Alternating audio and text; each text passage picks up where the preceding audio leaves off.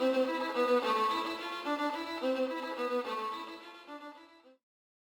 folks, in today's video tutorial I'm going to show you how to specify custom standard table for holes.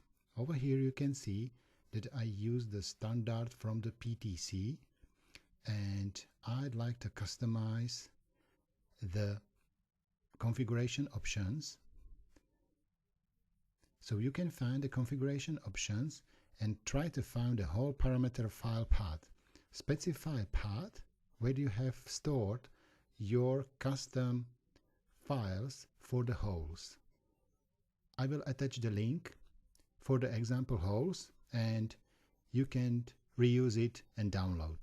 So you can see here that I have specified the information in the file, for example the name, ISO custom, and then some custom value. If you specified your custom configuration options and you will restart the Creo and start one more time, you will create the standard hole. In the drop-down menu for standard hole, you can see your custom, for example, ISO values or dimensions. Over here you can see the system load the tables or folders where are stored the files, and what you need is specify all these dimensions. So you can see here there is a lot of dimension for standard holes, and in property tabs you have some description.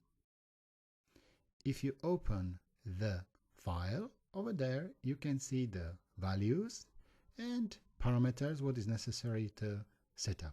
If you fill all this information, you can reuse it for your standard modeling.